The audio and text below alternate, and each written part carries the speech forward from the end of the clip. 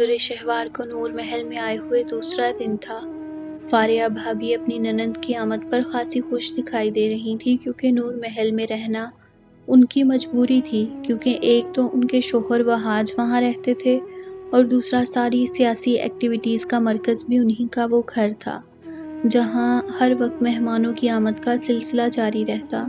وہ وہاں واحد خاتون تھیں جو سب چیزوں کی نگرانی کرتی تھیں، لیکن جب بھی ان کو موقع ملتا وہ فوراً میر ہاؤس پہنچ جاتی۔ ایک تو ان کی ساس تاجدار بیگم کے ساتھ ان کے تعلقات خاصے خوشگوار تھے، اور دوسرا وہاں خواتین کی تعداد زیادہ ہونے کی وجہ سے ان کا دل بھی لگا رہتا تھا۔ فاریہ بھابھی اس دن کچن میں آئیں تو سامنے چولہے پر رکھی چائے پک پک کر ختم ہو چکی تھی، اور درِ شہوار شیلف سے ٹیک لگائے کسی گہری سوچ میں مگن تھی۔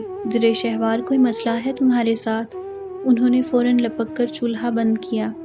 نہیں تو بھابھی۔ درِ شہوار ایک دم ہوش کی دنیا میں آئی تو دیکھا سامنے چولہے پر موجود ساس پین اچھا خاصا جل چکا تھا۔ اوہ آئی ایم سوری، وہ اچھی خاصی شرمندہ ہو گئی۔ میں نوٹ کر رہی ہوں تم جب سے آئی ہو کچھ الجھی سی ہو، خیر تو ہے نا؟ انہوں نے محبت بھری نظروں سے اپنی اکلوتی نند کو دیکھا، جس کی آنکھوں سے جھلکتی شوخی اور شرارت کی جگہ اداسی لے چکی تھی۔ ایسی تو کوئی بات نہیں، آپ بتائیں آپ کا دل نہیں گھبراتا اتنے بڑے گھر میں اکیلے رہتے ہوئے؟ درِ شہوار نے بڑی ذہانت سے بات کا رخ بدلا۔ اکیلا گھر کہاں ہے، ملازمین کی ایک فوج ہے اور سارا دن تو مہمانداری رہتی ہے یہاں۔ انہوں نے مسکرا کر فریج سے گوشت کا پیکٹ نکالا۔ ہاں پھر وہاج بھائی بھی تو رہتے ہیں ادھر، وہ زبردستی مسکرا کر بولی۔ ان کا تو ہونا اور نہ ہونا تو بعض دفعہ برابر ہی ہوتا ہے۔ فاریہ بھابھی کا لہجہ اداسی سے لبریز تھا۔ ایک بات تو بتائیں بھابھی، میرا میرڈ لائف کیا محبت کے بغیر چل سکتی ہے؟ اس نے ہلکا سا جھجک کر پوچھا، کیونکہ سارا خاندان جانتا تھا کہ وہاج کو اپنی بیوی میں کوئی دلچسپی نہیں تھی، اور وہ اسی بات پر حیران تھی کہ آخر ایسی کون سی بات ہے جس نے دونوں کو ابھی تک ایک ڈور میں باندھ رکھا ہے۔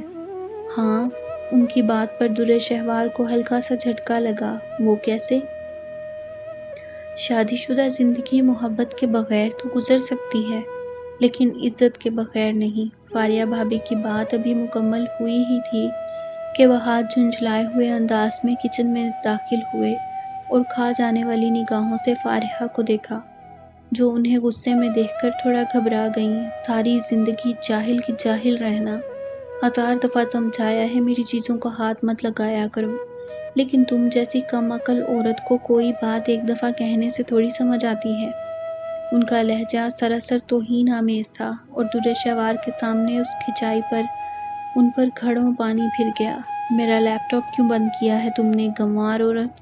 اچھی خاصی فائل ڈاؤن لوڈ ہونے کے لیے لگا کر گیا تھا، اب مزید 1 گھنٹہ میرا غارت ہو جائے گا، پتہ نہیں کس گناہ کی سزا ہو تم۔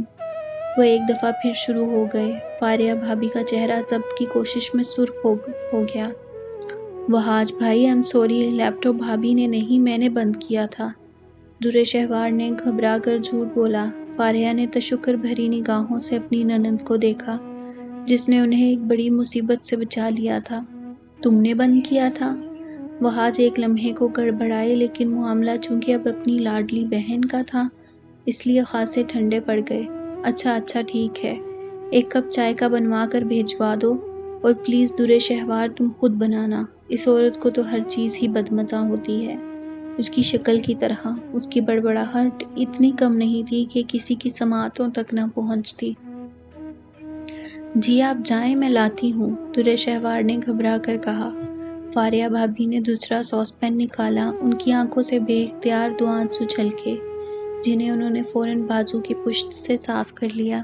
درِ شہوار کو حقیقتاً ان پر ترس آیا۔ اب سمجھ آ گئی نا میری بات؟ شادی شدہ زندگی میں محبت سے زیادہ عزت اہم ہوتی ہے۔ انہوں نے ہلکا سا رخ موڑ کر درِ شہوار کو مخاطب کیا۔ جی، وہ ٹھیک ٹھاک شرمندہ ہوئی۔ اس شخص سے شادی کبھی مت کرنا درِ شہوار جو تمہاری عزت نہ کرتا ہو۔